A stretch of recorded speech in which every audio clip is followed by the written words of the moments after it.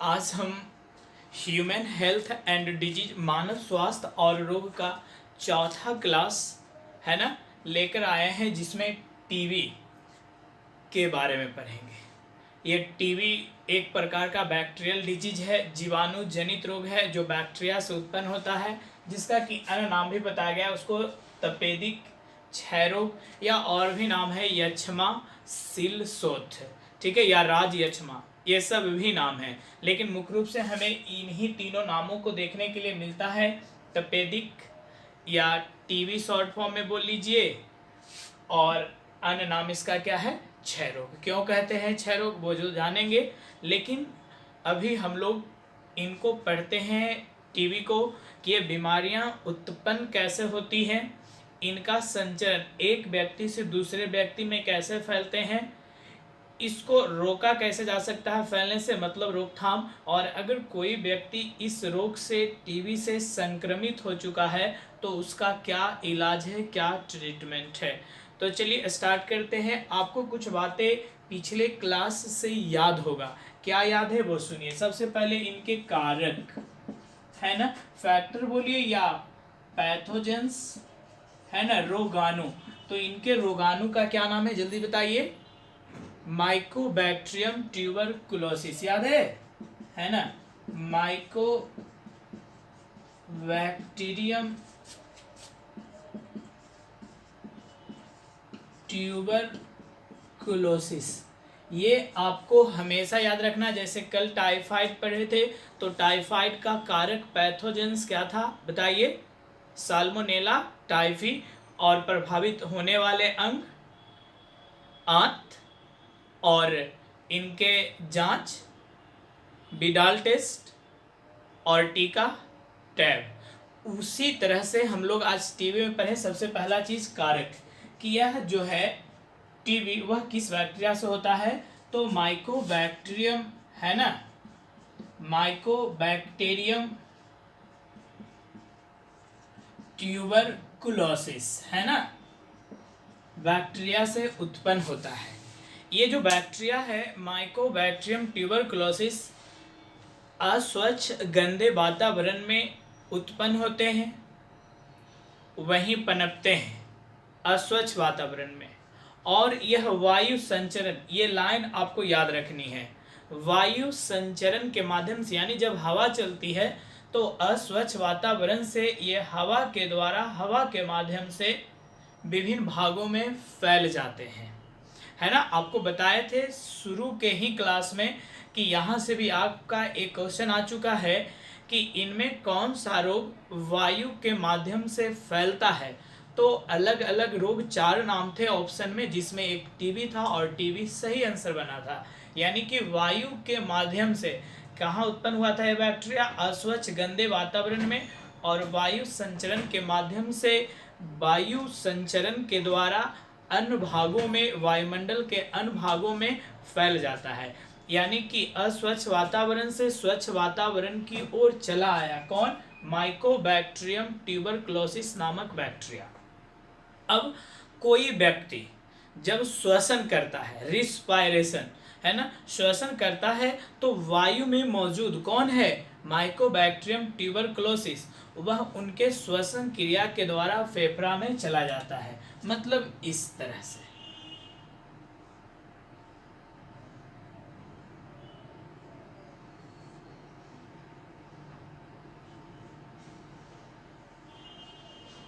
है ना। तो ये लंग्स है, यहाँ पर ये इपिग्लोटिस होता है, लैरिंग्स होते हैं, ये ट्रैकिया है, और ये आपका लंग्स है जिसमें छोटी छोटी अल्वेओलाई पाए जाते हैं, ठीक है। तो आपने क्या कहा कि यह बैक्टीरिया अस्वच्छ वातावरण में है, जो वायु संचरण के द्वारा अस्वच्छ वातावरण से स्वच्छ वातावरण में चला आया है, और जब कोई व्यक्ति श्वसन करता है तो श्वसन करता है मतलब ऑक्सीजन युक्त वायु को अंदर की ओर लेता है, इनपायरेशन प्रश्वास करता है। तो ये जो ऑक्सीजन जो है वो तो वायु है, तो वायु में ही कौन मौजूद है, माइकोबैक्टीरियम ट्यूबरकुलोसिस। ये कहाँ चला आता है, ट्रैकिया होते हुए, श्वास नली होते हुए कहाँ चला आया जी? फेफड़ा में चला आया। कौन? Mycobacterium tuberculosis. और फेफड़ा को ये अपना निवास स्थान, घर समझता है। कौन? Mycobacterium tuberculosis. और फेफड़े में ही ये मौजूद होते हैं इस तरह से छोटे छोटे कण के रूप में, और अपनी संख्या को बढ़ाते रहता है ना, संख्या को बढ़ाते रहता है। और जैसे ही व्यक्ति की रोग प्रतिरोधक क्षमता यानी इम्यूनिटी, प्रतिरक्षा तंत्र में कमी आती है ना, वैसे ही ये माइकोबैक्टीरियम ट्यूबरकुलोसिस शरीर की कोशिकाओं पर आक्रमण करता है और एक विषैले पदार्थ ट्यूबरकुलिन, याद रखेंगे इसे, ट्यूबरकुलिन, एक विषैले पदार्थ ट्यूबरकुलिन का स्राव करता है ना। कौन? Mycobacterium tuberculosis. और इस ट्यूबरकुलिन के कारण व्यक्तियों में लक्षण आते हैं। अभी तक आपने क्या जाना कि टीबी एक प्रकार का संक्रामक रोग है जो बैक्टीरिया से उत्पन्न होता है। बैक्टीरिया का नाम माइकोबैक्टीरियम ट्यूबरकुलोसिस है। यह बैक्टीरिया अस्वच्छ गंदे वातावरण में पनपते हैं। जो वायु संचरण यानी हवा जब चलती है तो हवा के द्वारा अस्वच्छ गंदे वातावरण से स्वच्छ वायु में चला आता है। और जब कोई व्यक्ति श्वसन की क्रिया करता है तो ऑक्सीजन युक्त वायु के साथ यह माइकोबैक्टीरियम ट्यूबरकुलोसिस भी श्वास नली मतलब ट्रैकिया होते हुए फेफड़े में चले आते हैं। और यह फेफड़ा को अपना निवास स्थान समझता है और वही अपनी संख्या में वृद्धि करता है। जब इनकी संख्या वृद्धि होती है फिर भी यह शरीर के कोशिकाओं के ऊपर से आक्रमण नहीं करता है। कब आक्रमण करता है? जब शरीर की इम्यूनिटी, प्रतिरक्षा तंत्र में कमी आती है तब यह आक्रमण करता है। और एक विषैले पदार्थ कौन? ट्यूबरकुलिन। जरूर याद रखेंगे, जब हम लोग मलेरिया पढ़ेंगे तो वहाँ हीमोज्वाइन आएगा, है कि नहीं? और जब हम लोग पेचिस पढ़ेंगे तो हिस्टोलिटिक आएंगे। तो अभी बात करें, ट्यूबरकुलिन का स्राव होता है ना। और ट्यूबरकुलिन के स्राव होने के कारण व्यक्तियों में कुछ सिम्टम्स आते हैं। वो सिम्टम्स क्या हैं, लक्षण क्या है, जो समझेंगे। लक्षण, है ना। क्या आपने पढ़ा कि एक ट्यूबरकुलिन नामक विष का, टॉक्सिक का स्राव होता है और इस टॉक्सिक के कारण व्यक्तियों में कुछ सिम्टम्स आते हैं। सबसे पहला सिम्टम्स होता है खांसी के साथ हल्का बुखार, है ना। तो सबसे पहले आपने क्या जाना? खांसी होती है और ये खांसी जो है 1 से 2 सप्ताह तक, 1 से 2 सप्ताह तक रहती है। इनके सबसे पहला और प्रमुख लक्षण कि जिस व्यक्ति को टीबी होता है उसे खांसी होती है, खांसी लगातार 1 से 2 सप्ताह तक रहती है। नंबर दूसरा, आपको क्या होता है? खांसी के साथ हल्का ज्वर भी होते हैं, है ना, हल्के बुखार भी आता है, बुखार भी आने लगते हैं। नंबर तीसरी बात है ना, ये जो खांसी आती है, खांसी के साथ, है ना, बलगम की मात्रा बढ़ जाती है। बलगम का मतलब आप समझेंगे खखार, है ना। बलगम की मात्रा यानी दिन भर जो बलगम बनते हैं उनका मात्रा यानी शरीर में बलगम काफी ज्यादा बनने लगता है। तो बलगम की मात्रा बढ़ जाती है। और सबसे वीवी आइलाइन जो टीबी रोग का पहचान है, सामान्यतः आप किसी व्यक्ति को देखते हैं कि खांसी होती है, 1 सप्ताह से खांसी है, हल्का बुखार भी होता है ना। अब जब खांसी होगी तो बलगम आएंगे ही, है ना। तो ये तो लक्षण आप और व्यक्ति में देख सकते हैं, लेकिन एक जो सबसे प्रमुख लक्षण है कि यहाँ पर भी जो बता रहे, खांसी के साथ, है ना, खून भी आता है बलगम में। ये चीजें आपको याद रखना है। टीबी का सबसे प्रमुख सिम्टम्स यही है। खांसी होगी, बलगम बढ़ेंगे, बुखार भी लगेगा, लेकिन बलगम के साथ यानी खांसी जब होगी तो बलगम आएंगे, खखार आएंगे और उसमें खून भी पाया जाता है। तो यह टीबी का ही लक्षण है। तो टीबी पहचानने के लिए सबसे प्रमुख लक्षण ये है। क्या फिर से बोले कि खांसी होना, आप देखेंगे व्यक्तियों में बुखार भी लगा रहता है ना, खांसी होगा तो बलगम आएंगे ही आएंगे, है ना। तो ये 3 लक्षण जो है आप और व्यक्ति में देख सकते हैं। लेकिन अगर खांसी के साथ खून भी आता है, किसमें, बलगम में, यानी जो खखार आते हैं उसमें खून भी मौजूद है, तो यह टीबी रोग का प्रमुख लक्षण है। समझ गए। तो टीबी रोग का सबसे प्रमुख लक्षण खांसी के साथ क्या ना, खांसी जो होगी साथ में खून भी आता है बलगम में। इसके अलावा और लक्षण जैसे नंबर 5वां की बात करें तो इसका एक नाम बताया गया है क्षय रोग। क्षय रोग क्यों होता है कि जब व्यक्ति को टीबी रोग होते हैं तो उनके शरीर के बाहरी और आंतरिक अंग दोनों प्रभावित होते हैं। शरीर के बाहरी और आंतरिक अंग दोनों प्रभावित होने के कारण ही इसे क्या कहते हैं, क्षय रोग कहा जाता है ना। क्या बोले, जब शरीर के बाहरी और आंतरिक अंग दोनों को इफेक्ट करता है। कैसे सर, तो अब समझेंगे। अभी आपने जाना था कि ये लंग्स में मौजूद था, फेफड़े को प्रभावित करा था, जो कि याद रखना है। लेकिन धीरे धीरे यह रक्त के द्वारा, है ना, ब्रेन में भी चला जाता है, जिसे हम कहते हैं ब्रेन टीबी। हड्डियों को नुकसान पहुंचाता है, जिसे कहते हैं बोन टीबी। लसिका ग्रंथि को पहुंचाता है, जिसे कहते हैं लिम्फ टीबी। फिर से समझेंगे, ये मुख्य रूप से शरीर के किस अंग को प्रभावित कर रहा था, फेफड़ा को। लेकिन जब संक्रमण ज्यादा हो जाए तो यह फेफड़े से निकलकर रक्त के द्वारा ब्रेन में पहुंच जाता है, जिसे क्या कहते हैं, ब्रेन टीबी कहते हैं, है कि नहीं। उसी तरह से अस्थियों को, हड्डियों को नुकसान पहुंचाता है, इसलिए उसे बोन टीबी कहते हैं। लिम्फ ग्रंथियों को नुकसान पहुंचाता है, इसलिए उसे लिम्फ टीबी भी कहते हैं, है ना। तो अभी बात कर रहे थे लक्षण 5 की। क्षय रोग क्यों कहे, क्योंकि शरीर के आंतरिक और बाहरी अंगों को भी नुकसान पहुंचाता है, इसलिए इसे क्या कहते हैं, क्षय रोग कहते हैं। तो 5वां लक्षण है शरीर के वजन में कमी आती है। शरीर के वजन में कमी आती है, इनके 5वें लक्षण है। और नंबर 6, जब वजन में कमी आएगा, शरीर के बाहरी और आंतरिक अंग प्रभावित होंगे, तो शरीर में कमजोरी के लक्षण भी आते हैं। चलिए आप लोग रिपीट कर ले और लिखते भी चले जाएंगे। क्या क्या लक्षण। नंबर 1 बताया, खांसी होना 1 से 2 सप्ताह तक, हल्का बुखार भी रहना, बलगम, खखार की मात्रा बनने की जो दर है वो बढ़ जाएगी, बलगम में खून आएंगे, जो कि सबसे प्रमुख लक्षण है किसका, टीबी का। फिर बताया क्या कि शरीर के वजन में कमी आ जाएगी और शरीर में कमजोरी के लक्षण भी आएंगे। ये टीबी के प्रमुख लक्षण है। बताया क्या कि मुख्य रूप से फेफड़ा को प्रभावित करता है, परंतु जब संक्रमण ज़्यादा हो जाए तो ये फेफड़े से बाहर होकर रक्त के द्वारा ब्रेन में पहुंच जाते हैं, जिसे ब्रेन टीबी। अस्थियों, हड्डियों को नुकसान पहुंचाते हैं, जिसे बोन टीबी कहते हैं। तो लसिका, लिम्फ ग्रंथि को भी नुकसान पहुंचाते हैं, जिसे हम लिम्फ टीबी भी कहते हैं। अब हम इनके रोकथाम जानेंगे कि हम इससे बच कैसे सकते हैं।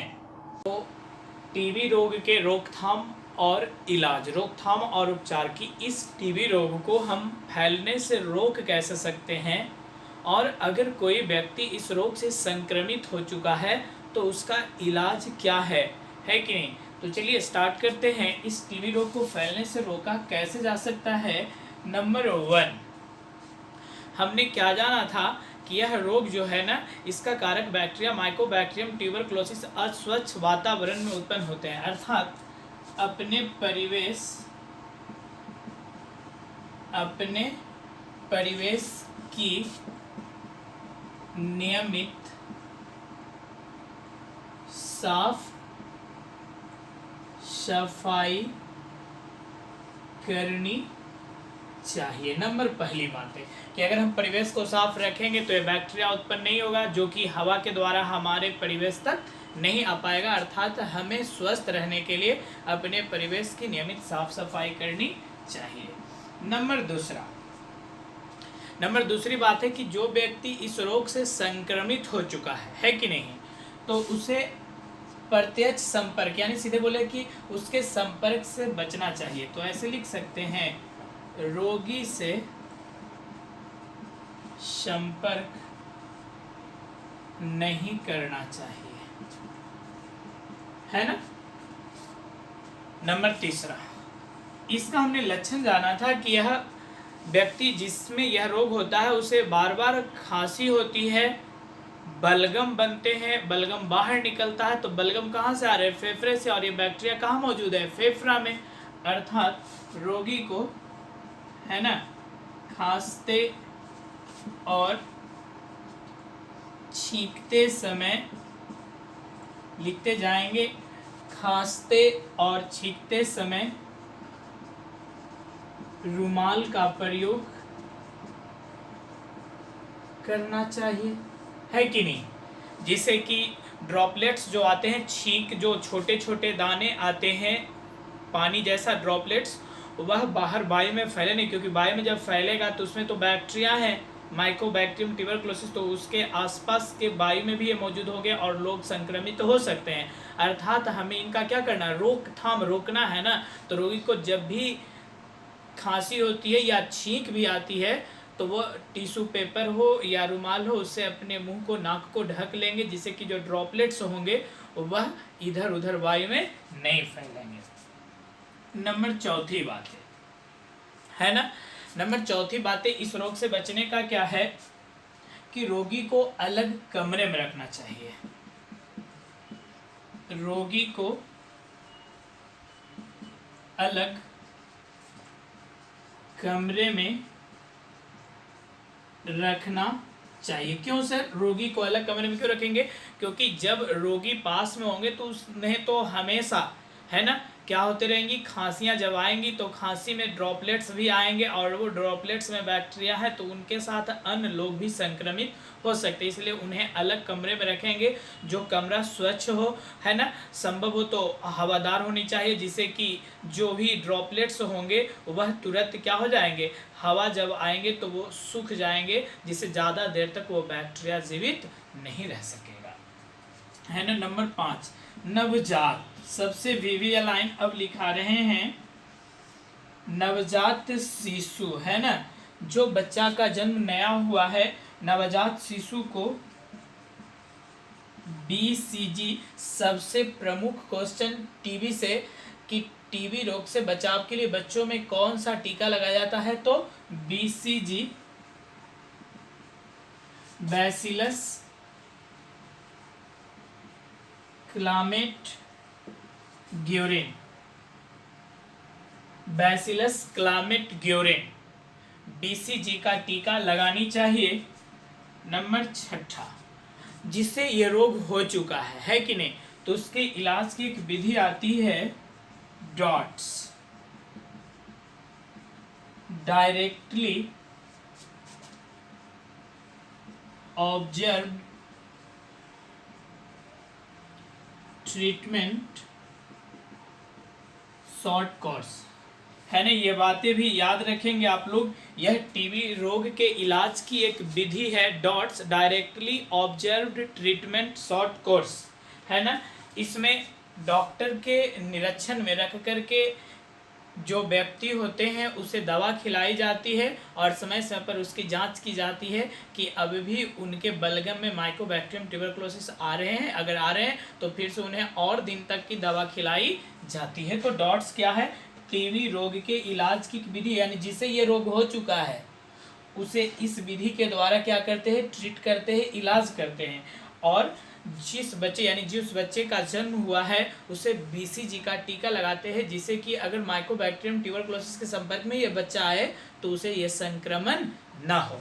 तो ये क्वेश्चन ये बार बार आपको मिलेंगे कि टीबी रोग से रक्षा के लिए कौन सा टीका लगाया जाता है? तो जवाब क्या देंगे? BCG, या फिर BCG का टीका किस रोग से बचने का एक रक्षात्मक विधि है? तो क्या जवाब देंगे? टीबी। तो अभी तक आपने क्या जाना कि हम टीबी रोग को रोक कैसे सकते हैं और फिर इसका इलाज क्या है। तो रोकने का उपाय है कि अपने परिवेश की साफ सफाई रखेंगे, रोगी से संपर्क नहीं करना चाहिए, है ना, और खांसते छींकते समय रोगी को रुमाल का प्रयोग करना चाहिए, जिससे कि वो जो ड्रॉपलेट्स खांसते या छींकते समय आते हैं, छोटे छोटे बूंद जो आते हैं, वह इधर उधर ना फैले, जिससे वायु में और ना फैल पाए और लोग संक्रमित ना हो, है ना। रोगी को अलग कमरे में रखना चाहिए। जिससे कि ये बीमारियां अन्य सदस्य घर में जो है उन्हें न हो। एंड नवजात शिशु को, बच्चों को बीसीजी का टीका, बहुत महत्वपूर्ण क्वेश्चन है, bacille Calmette Guerin, bacillus Calmette Guerin भी बोलते हैं, का टीका अवश्य लगानी चाहिए। और डॉट्स विधि के द्वारा इसका इलाज होता है। तो क्या बोलेंगे, डॉट्स विधि के द्वारा इलाज करानी चाहिए, है ना। एंड नेक्स्ट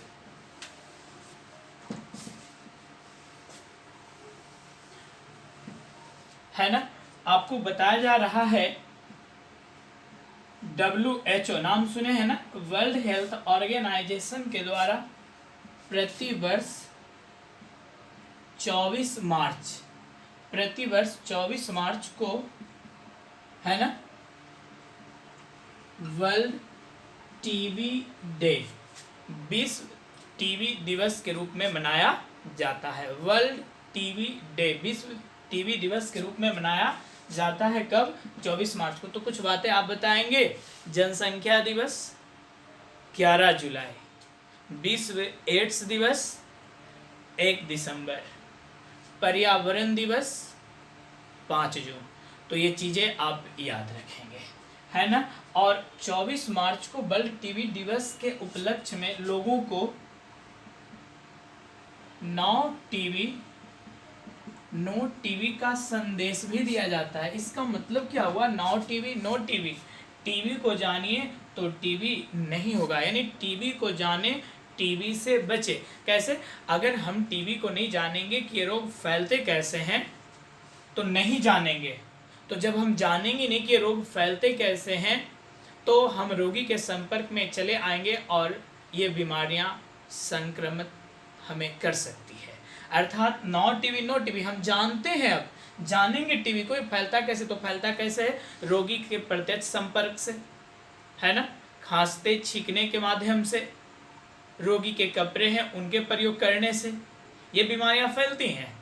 तो हम ये जान गए हैं कि ऐसे फैलती है, तो अब रोगी से प्रत्यक्ष संपर्क नहीं करेंगे, रोगी के जो प्रयोग किए गए रुमाल है या कपड़े उसका प्रयोग नहीं करेंगे। और अगर कोई व्यक्ति से संक्रमित है तो उन्हें सलाह देंगे कि खांसते छींकते समय आप रुमाल का प्रयोग करेंगे और अच्छे डॉक्टरों से सलाह के द्वारा डॉट्स विधि, है ना, directly observe treatment short course द्वारा उसका क्या करेंगे, इलाज करेंगे। तो चलिए अब हम लोग रिपीट करते हैं अब तक जो पढ़े हैं कि टीबी माइकोबैक्टीरियम ट्यूबरकुलोसिस बैक्टीरिया के द्वारा फैलाए जाने वाला एक संक्रामक रोग है ना, जो स्वच्छ वातावरण में पनपता है और वायु संचरण, ये लाइन याद रखना है, वायु संचरण द्वारा स्वच्छ वातावरण में चला आता है। जब कोई व्यक्ति श्वसन की क्रिया करता है तो वायु के द्वारा शरीर के श्वास नली यानी ट्रैकिया होते हुए फेफड़ा में चला आता है। तो प्रभावित होने वाला अंग मुख्य रूप से फेफड़ा, और फेफड़ा को अपना निवास स्थान समझता है और अपनी संख्या वृद्धि करता है। जैसे ही शरीर की रोग प्रतिरोधक क्षमता, इम्यूनिटी कमजोर पड़ती है तो शरीर की कोशिकाओं पर आक्रमण करता है और एक विषैले पदार्थ, नाम बोलिए, ट्यूबरकुलिन का स्राव करता है, जिसके कारण रोगी में हल्का बुखार, खांसी 2 सप्ताह से या उससे अधिक दिनों तक, बलगम, खखार की मात्रा बढ़ती है और बलगम में खून आने लगता है, जो सबसे प्रमुख लक्षण है।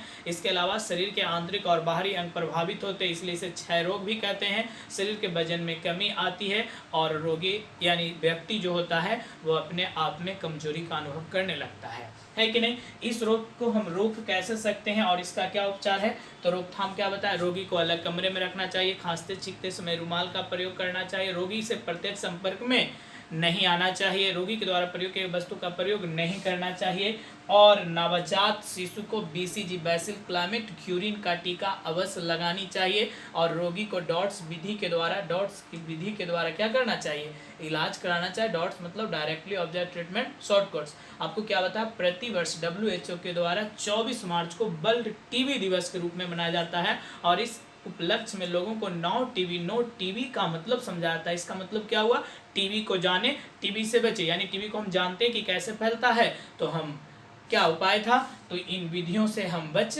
सकते हैं। तो अब आपको क्या बता रहे हैं कि कुछ ऑब्जेक्टिव प्रश्न देंगे आपको, है ना, और उन ऑब्जेक्टिव प्रश्नों को आप हल करके हमें बताएंगे। तो ये 3 प्रश्नों का उत्तर आप बताएंगे जो अभी आप पढ़े हो, और इसके पिछले क्लास 3 जिसमें आपको टाइफाइड बताया गया है, वो दोनों क्लास से ये 3 क्वेश्चन हम बनाए हैं, और वो तीनों प्रश्नों का आपको उत्तर देना है। तो पहला है, टाइफाइड रोग में शरीर का कौन सा अंग प्रभावित होता है। ऑप्शन है आपके आंत, इंटेस्टाइन, ब्रिक किडनी, सी यकृत लीवर और डी फेफड़ा लंग्स, जिसमें जो सही उत्तर है आप हमें बताएंगे। नंबर दूसरा, टीबी ट्यूबरकुलोसिस रोग से रक्षा के लिए नवजात शिशु को कौन सा टीका लगाया जाता है? टीबी रोग से रक्षा के लिए नवजात शिशु को कौन सा टीका लगाते हैं? डीपीटी का, बीसीजी का, टीएवी का या इंटरफेरॉन्स का? एंड अब तीसरा देखिए, बताया गया कि यह नीट 2019 में पूछा गया प्रश्न है। क्या निम्न में मिलान के सही जोड़े को पहचानिए। 4 ऑप्शन है, उसमें कोई एक सही है, बाकी 3 गलत है, आपको सही चुनना है। क्या प्लाज्मोडियम वाइवेक्स यूटीआई परीक्षण, UTI test, B Streptococcus pneumoniae Widal परीक्षण, Widal test, C Salmonella typhi anthrone परीक्षण, एंथ्रोन टेस्ट, और डी साल्मोनेला टाइफी बिडाल परीक्षण, बिडाल टेस्ट। तो ये 3 प्रश्न है जिसका कि उत्तर आपको बताना है। ये